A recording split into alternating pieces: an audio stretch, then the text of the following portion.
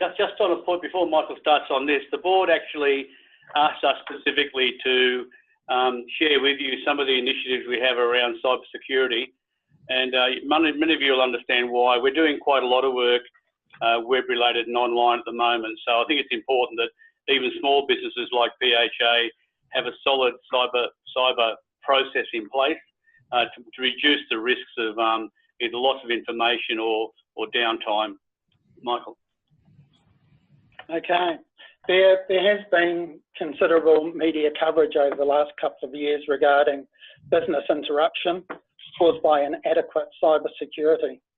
That includes hacking, ransomware, denial of services, etc., which are becoming increasingly common. As Greg mentioned, the board identified this as an issue for PHA, and we looked at several specialist organisations to carry out the testing of PHA security systems. Foresight was elected to do that. I'll come to that in a moment. In this first slide, we're just showing the considerable efforts that PHA makes to protect data that we're responsible for from external attacks. You know, external attacks includes phishing, and phishing is the attempt to obtain sensitive information such as usernames, passwords, and credit card details, often for malicious reasons, by masquerading as a trustworthy entity in an electronic communication. And I'm sure you've all seen the emails that are phishing, and some of them are fairly hard to pick up and to decide whether they're real or they are actually, you know, a phishing attack. So we have 2 hardware firewalls in place. We have got 3 lots of software for spam and malware scanning.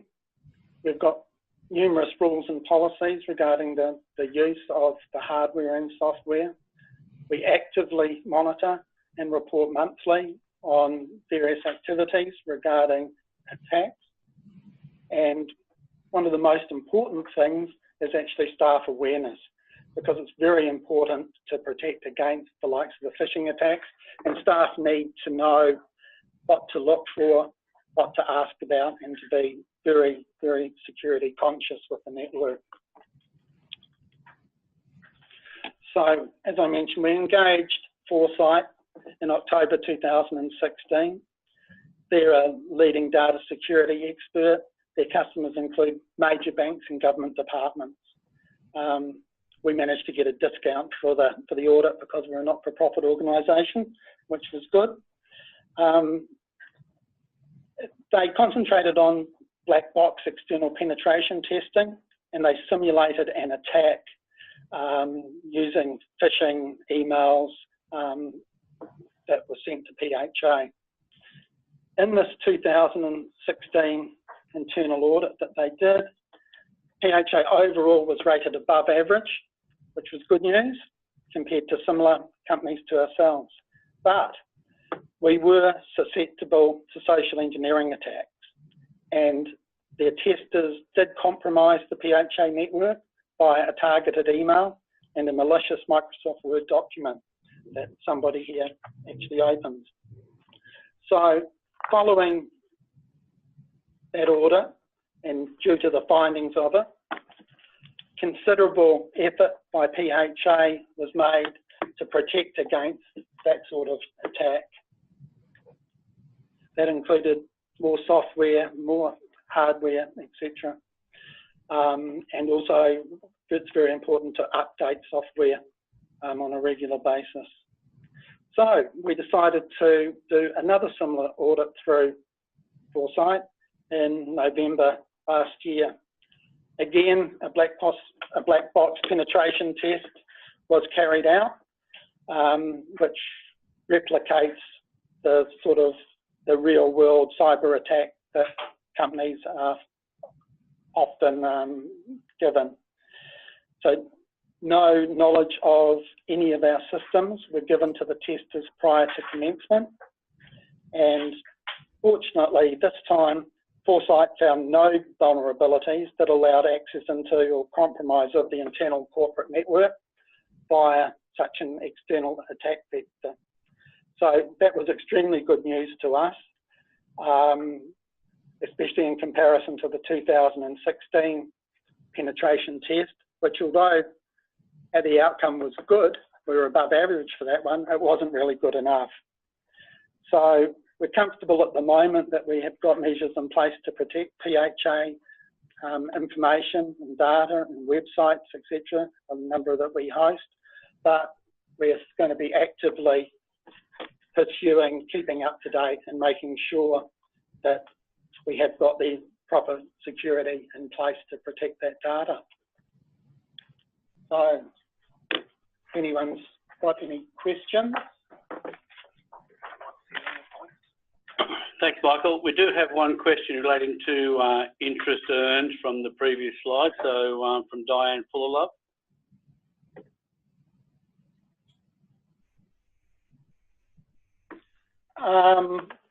Okay, the interest income is mainly from just operate working capital that PHA has.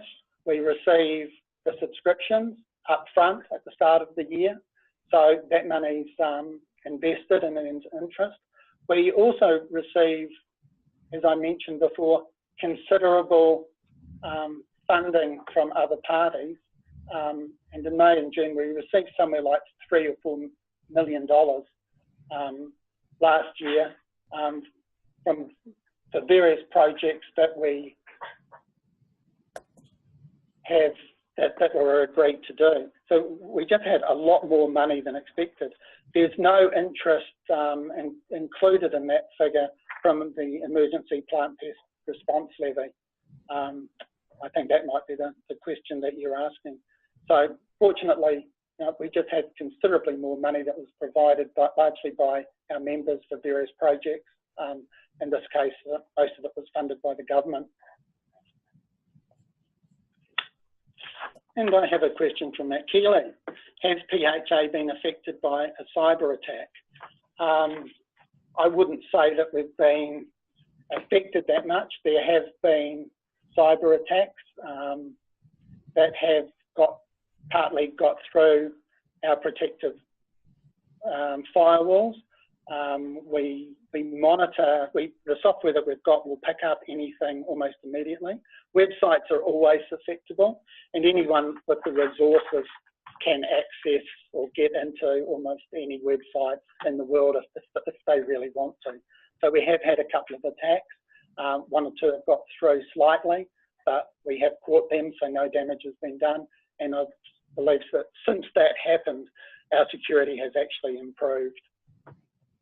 I think it's important to note we've had no loss of data or personal contact details and those sorts of things through whatever attempts have been made to get at us. But as Michael said, I think we've taken steps to strengthen our security, which is really quite a positive thing.